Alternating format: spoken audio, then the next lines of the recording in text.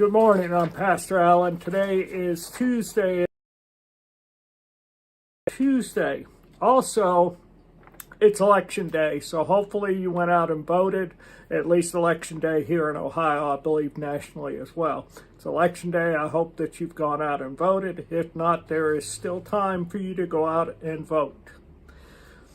And today we're looking at our Bible reading from Isaiah chapter 2, verses 1 through 5. And it's about the city of peace, and it's about the coming day of the Lord. The vision that Isaiah, son of Amoz, saw concerning Judah and Jerusalem: in the last days, the mountain of the Lord's house will be established at the top of the mountains and will be raised above the hills. All nations will stream to it, and many peoples will come and say, "Come, let us go up to the mountain of the Lord, to the house of the God of Jacob. He will teach us about his ways so that we may walk in his paths. For instruction will go out of Zion, and the word of the Lord from Jerusalem. He will settle disputes among the nations and provide arbitration for many peoples. They will beat their swords into plows and their spears into pruning knives. Nation will not take up sword against nation, and they will never again train for war. And then the day of the Lord, house of Jacob, come and let us walk in the Lord's light." So this tells us several things. The last part, house of Jacob, come and let us walk in the Lord's light, that's what we're called to do. Jesus calls us to walk the path that he walked and walk along, he will walk along with us. And so I hope that you're doing that. And it talks about in the last days, the mountain of the Lord's house will be established. So there's a new thing coming. And it's coming for our benefit, those who follow God. It also says he will teach us about his ways so that we may walk in his path. And we saw this with Jesus. Jesus taught us the way to go. He taught us the way of what we call Christianity. In the book of Acts, it was originally called the way.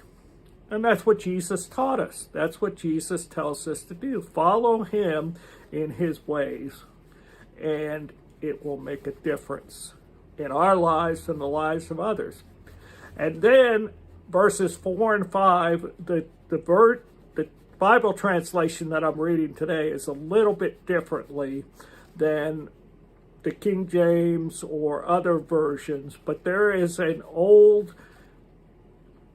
Black American spiritual, and this is a truly American song about this verse.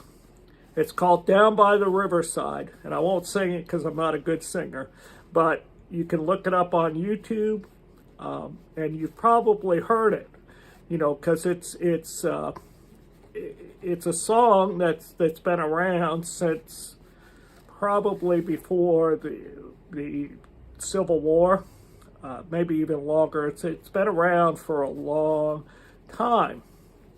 And it goes, we aren't going to study war no more. We aren't going to study war no more. We aren't going to study war no more.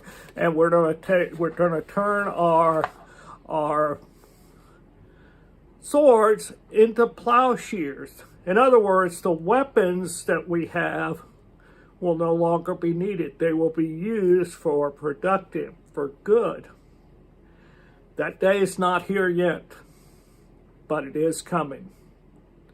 And so we need to trust God, because one day God's peace is going to be over the land. God's peace is going to be part of our life, and we truly will not have to study war anymore. But right now, because of our fallen world, because of sin, yes, we still will have wars and rumors of war, just as Jesus said in the gospel. But one day, we will be on the mountain of the Lord, and we will see God as he really is, and we will experience God's love and God's peace personally.